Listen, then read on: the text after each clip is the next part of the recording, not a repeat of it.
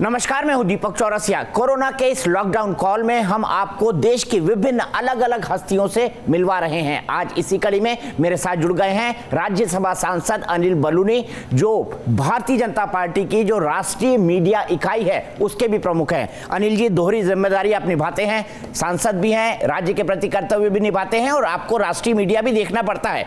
कैसे निभा रहे हैं ये दोहरी जिम्मेदारी इस संकट के काल में, और जब पूरी सरकारें, हर राज्य सरकार और केंद्र सरकार पूरी शिद्दत और मेहनत के साथ कोरोना से युद्ध लड़ने में लगी हुई है?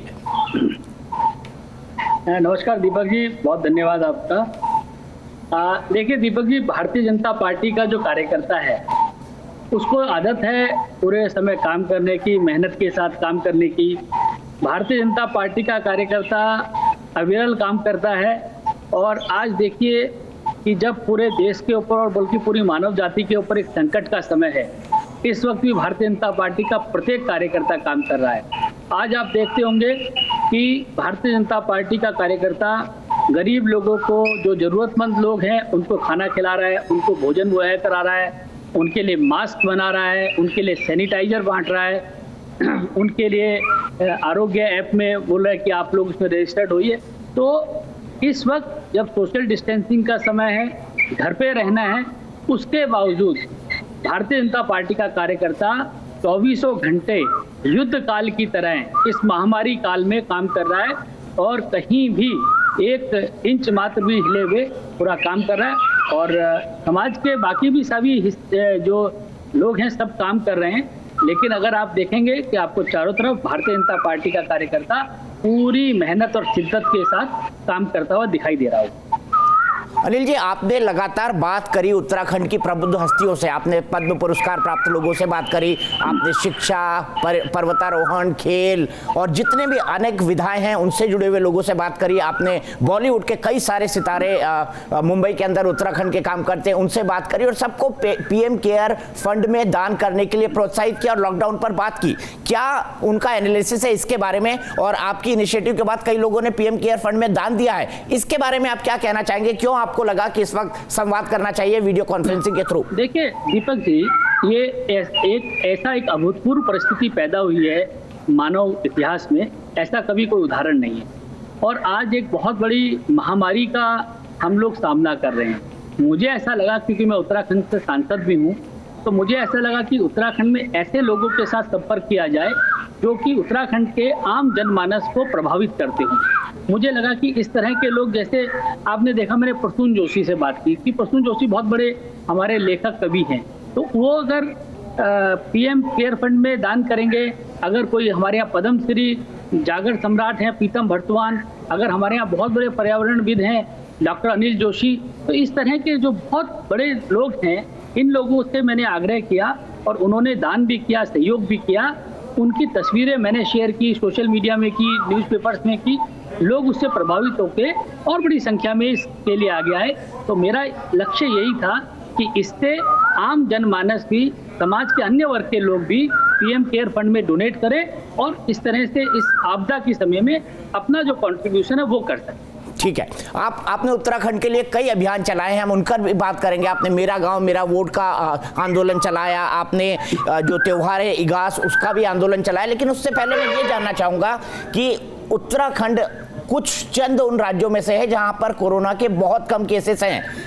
13 में से 10 जिले कोरोना फ्री हैं, ग्रीन जोन हैं। आपको क्या लगता है, आप राज्य सरकार से लगातार संपर्क में रहते हैं सांसद होने के कारण, कब तक पूरा उत्तराखंड कोरोना फ्री हो जाएगा?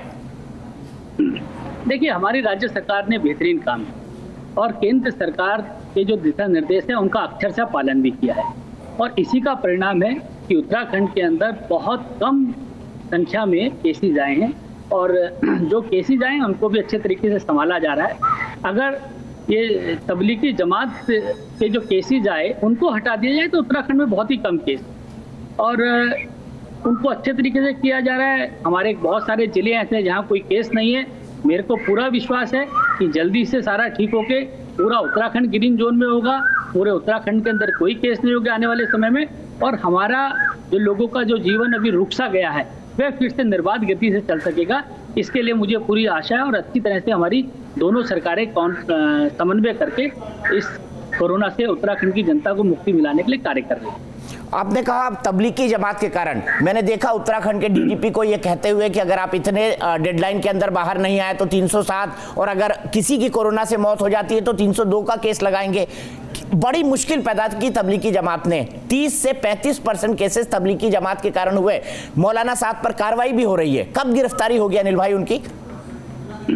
देखिए, वो पुलिस अपना काम कर रही है, दिल्ली पुलिस की क्राइम ब्रांच उस पर अपना काम कर रही है, ना ही हमको उसकी जानकारी है कि क्या कर रहे हैं, लेकिन निश्चित तौर पे जो दिल्ली पुलिस काम कर रही है वो अपने नियमों के तहत काम कर रही होगी, और जो मौलाना साद हैं उनसे जानकारी भी ली जाएगी, उनसे पूछताछ भी होगी और कार्रवाई भी की जाएगी। अनिल जी, मैं अगर जरूर कहता जी आप कुछ कहना चाह रहे हैं, माफ कीजिएगा, बोलिए। नहीं, मैं ये कहना चाहता हूँ कि उत्तराखंड का परिप्रेक्ष्य में ये बात जरूर है कि तबलीगी जमात के कारण उत्तराखंड में कुछ केस बढ़े थे, कुछ संख्या ज़्यादा बढ़ गई थी, लेकिन अब वो नियंत्रण में है और आप मान के चलिए कि उत्तराखंड जल्दी ही ग्रीन जोन में आएगा। ठीक है, लेकिन कोरोना कई तरह के विशिष्ट संकटों को भी जन्म दे रहा है। जैसे उत्तराखंड का पूरा कारोबार वो तीर्थ यात्रा से चलता है, देवभूमि है उत्तराखंड, और साथ ही साथ वहां पर लंबी बड़ी संख्या में देश और विदेश के पर्यटक आते हैं। इस वक्त तो टूरिज्म बिल्कुल स्टैंड स्टिल हो गया है, थम गया है, देश भी थमा हुआ है और टूरिज्म तो अगले 6 महीने 8 महीने तक थमे रहने की संभावना है। पर्यटन सेक्टर को फिर से खड़ा किया जाए, इसके लिए आप लोग क्या क्या प्रयास कर रहे हैं? क्योंकि 1000 करोड़ का बिजनेस का लॉस तो अगले महीने होने वाला है। देखिए, उत्तराखंड की एक विशिष्ट परिस्थितियां हैं उत्तराखंड के अंदर, और उत्तराखंड की जो आर्थिकी है उसकी जो रीढ़ की हड्डी है वह पर्यटन है। हमारे यहाँ पूरा पर्यटन के ऊपर पूरा राज्य की अर्थव्यवस्था चलती है, और ये हमारे यहाँ सीजन का समय है।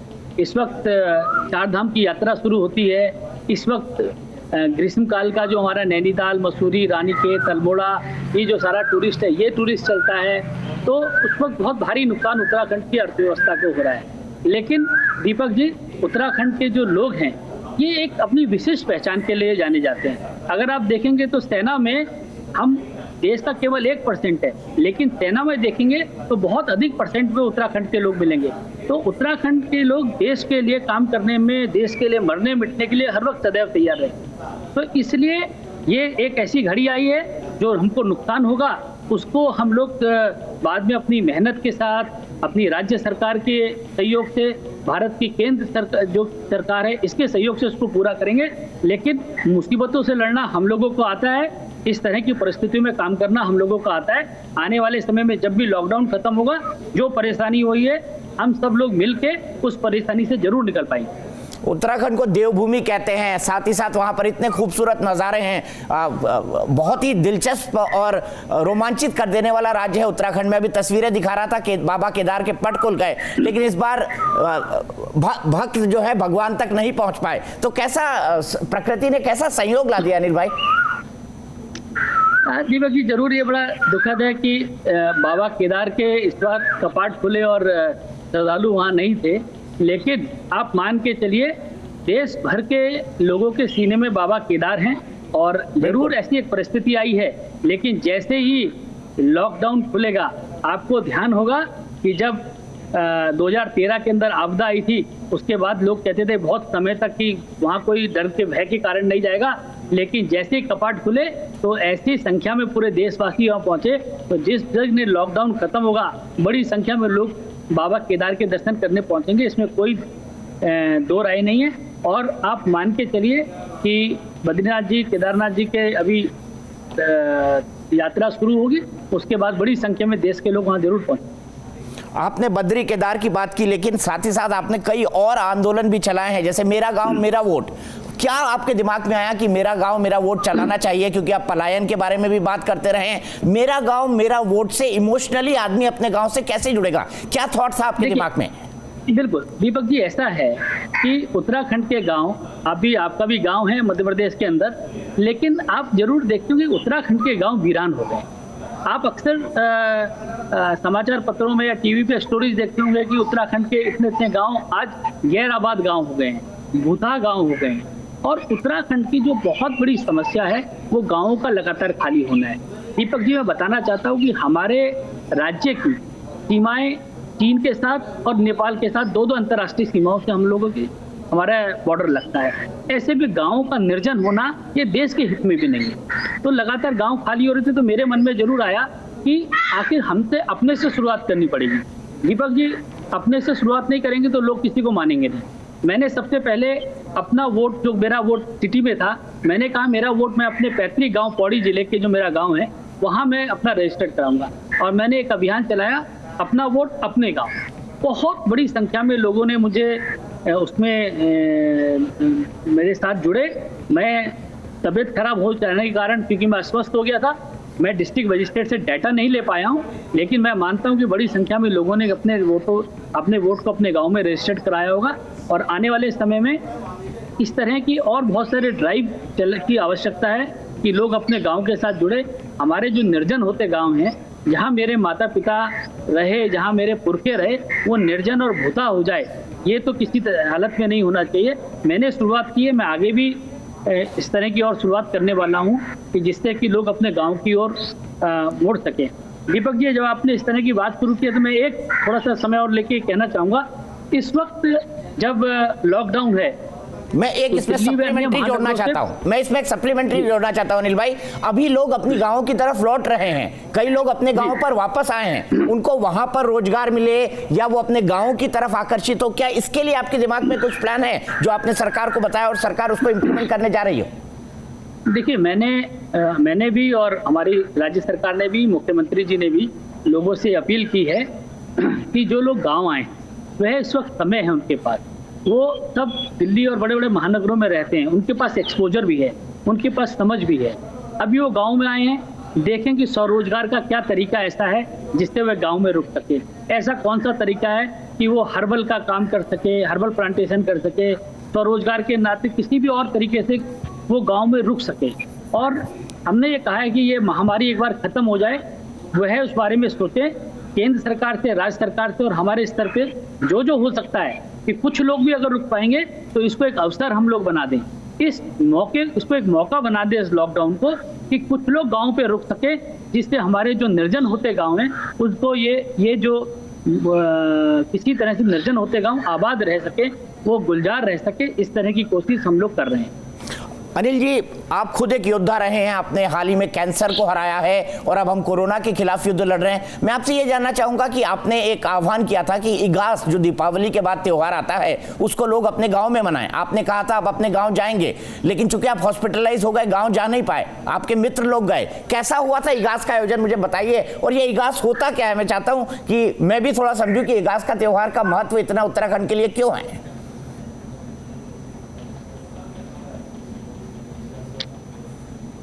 देखिए दीपक जी, क्या हुआ कि हम लोग इस जब मुहिम में लगे थे, तो जब मेरा अपना वोट अपने गांव अभियान चल रहा था, उस दौरान मेरे मन में आया कि हमको ये त्यौहार अपने गांव में मनाएं। और दिवाली के बाद एक त्यौहार आता है 11वें दिन में, उसको आप लोगों का एकादशी सब तरह इस तरह से कहा जाता है, एकादशी। और हमारे यहाँ बूढ़ी दिवाली भी कहा जाता है, बड़ी दिवाली भी इस तरह से कहा जाता है। तो मैंने सोचा था कि मैं मनाऊं, लेकिन इस तरह की परिस्थिति हो गई, मेरा कैंसर डायग्नोज हो गया और मैं नहीं जा सका। और उस दौरान जब मैं अस्पताल में एडमिट था तो मेरे कुछ मित्रों ने कहा कि वह उसमें जाना चाहते हैं। और आपको ध्यान होगा कि संबित पात्रा और बहुत सारे मेरे दोस्त मेरे गांव गए। मैंने उस वक्त वीडियो के माध्यम से उसको देख रहा था, बहुत बड़ा उत्साह गांव में था और बहुत लोगों ने उस वक्त उसको देखा और बहुत लोगों ने सराहा भी उस कार्यक्रम को और अच्छा कार्यक्रम हुआ।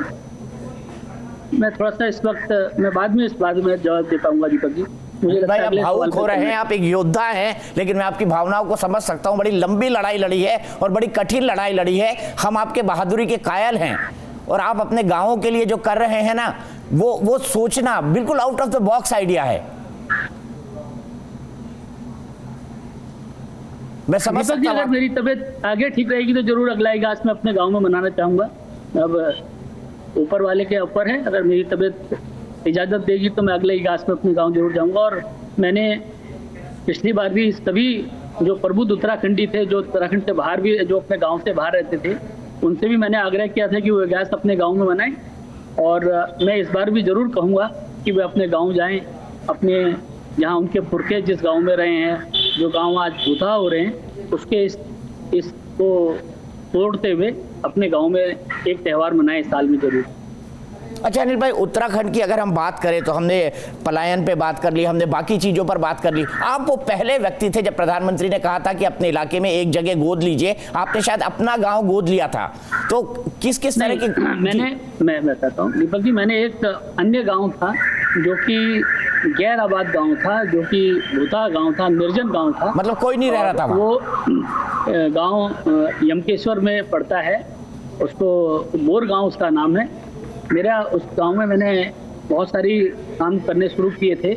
मैंने 2 बड़े भारत के जो होटल के ग्रुप्स हैं उनसे भी बात की थी, और वहाँ हमने रिवर्स माइग्रेशन का एक प्लान बनाया था। दुर्भाग्य से मेरी तबीयत खराब हुई और अब मैं जल्दी ही, जैसे ही लॉकडाउन खत्म होगा, उस गांव को दोबारा से आबाद करने के लिए हमने एक पूरी योजना बनाई थी, और उस योजना पे हम लोग काम भी कर रहे थे। मेरे कुछ मित्रों ने उस पर काम भी किया।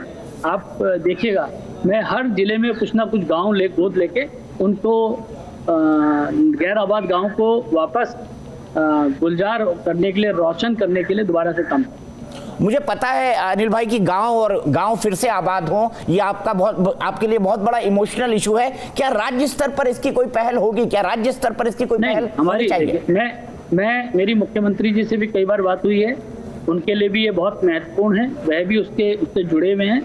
और गाँवों को दोबारा से आबाद करने के लिए किसी तरीके से, जो हमारे यहाँ सबसे बड़ी, अगर आज आप कहेंगे कोरोना महामारी है, तो हमारे यहाँ पलायन भी एक महामारी की तरह चल रहा है। पलायन भी एक ऐसा है कि पूरे गांव के गांव चौपट हो रहे हैं, बर्बाद हो जा रहे हैं। तो मुझे लगता है कि हमारी सरकार भी और हम सब लोग मिलकर प्रयास कर रहे हैं, और भारत सरकार से भी इसके लिए जो भी बात होगी, मेरी नीति आयोग में भी बात हुई थी, नीति आयोग ने भी उसमें कुछ दिशा निर्देश दिए हैं।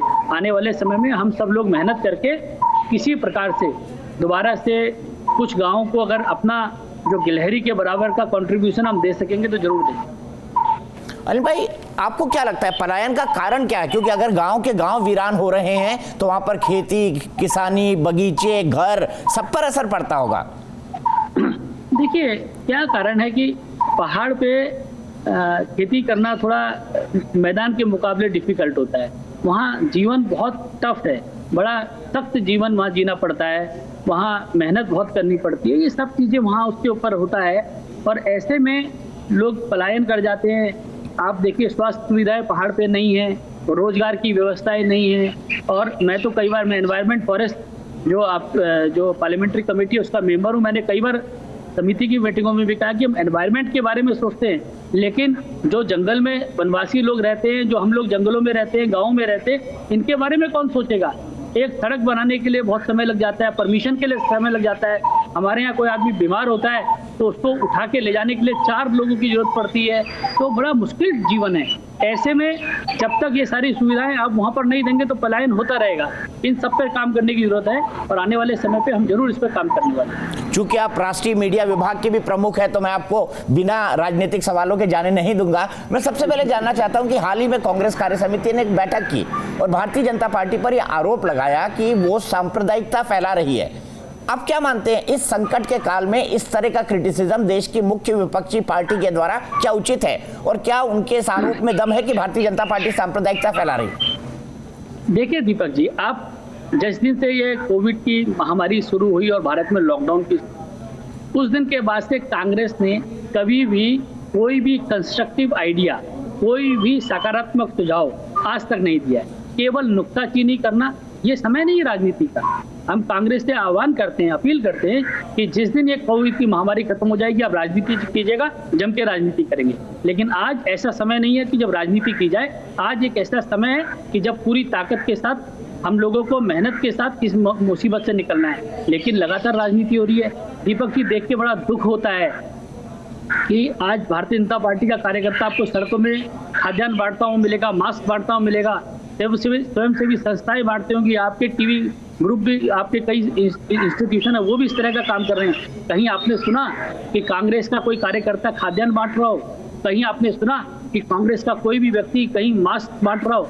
आज क्या हो गया कांग्रेस को? और दीपक जी, इसी नकारात्मक राजनीति के कारण, इसी क्षुद्र राजनीति के कारण आज देश की सबसे पुरानी पार्टी कांग्रेस आज हाशिए पे आ गई है। 40, 45, 50 सीटों पे पहुंच जा रही है। यही कारण है आज सकारात्मक राजनीति करने का समय।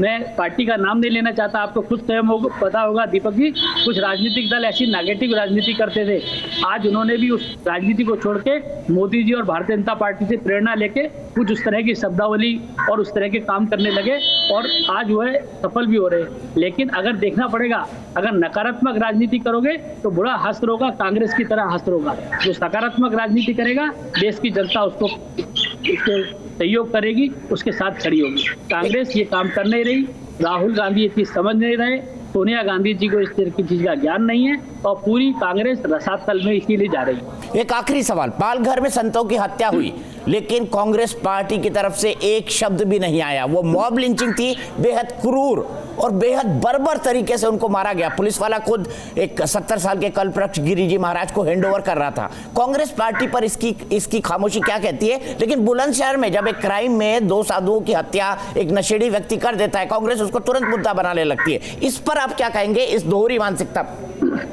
देखिए दीपक जी, मैं यही कहना चाहता हूँ कि देश की जनता तो ये सब देख रही है, देश की जनता इस सब पे संज्ञान लेती है। आप इस तरह की राजनीति करेंगे तो निश्चित तौर पे देश की जनता सही समय पे जवाब देगी। आज कांग्रेस की सरकार है वहाँ महाराष्ट्र के अंदर, अगर कांग्रेस की सरकार में ऐसा हुआ है, कहीं भारतीय जनता पार्टी की सरकार में किसी और समुदाय के व्यक्ति के साथ ऐसा हो गया होता तो कांग्रेस आज इसको यूनाइटेड नेशंस तक मुद्दा उठा देती, आज पूरे बवाल मचा देते। लेकिन क्या करे, कांग्रेस की राजनीति ऐसी है और इसी कारण वे यहाँ तक पहुँच रहे। भारतीय जनता पार्टी पूरी ताकत के साथ रचनात्मक तरीके से इस महामारी से निकलने की तैयारी कर रही है। वहीं कांग्रेस नकारात्मक राजनीति फैला रही है, लोगों का मनोबल गिरा रही है और इसी तरह से वह करती रही है। पिछले समय आपने देखा होगा दिल्ली में जब बड़े अनफॉर्चुनेट से जब दंगे हुए तो आप देखिए कांग्रेस का काम क्या था, किसी तरह से पुलिस वालों का मनोबल गिराना। आज किस तरह की राजनीति कर रही है, किसी तरह से स्वास्थ्य कर्मियों का मनोबल गिराना कि तैयारी ठीक नहीं हो रही है। कांग्रेस ये कहती है जब हमने लॉकडाउन शुरू किया कहा कि जल्दीबाजी में कदम उठा दिया, जल्दी कर दिया। आज राहुल गांधी जी कह रहे हैं कि बहुत देर से कदम उठाया, तो 10 दिन पहले कुछ और कहते हैं, 10 दिन के बाद कुछ और कहते हैं। तो राम ही जाने इनका क्या है, लेकिन जनता जरूर समझ रही है, जनता जरूर इन चीजों को नोटिस कर रही है। ठीक है, बहुत बहुत शुक्रिया अनिल भाई। लॉकडाउन का वक्त है, आप अपना ख्याल रखिए, स्वस्थ रहें, मस्त रहें, पूरा देश और उत्तराखंड भी स्वस्थ और मस्त रहे, हमारी यही कामना है। तो हमारी इस खास मुलाकात में फिलहाल के लिए इतना।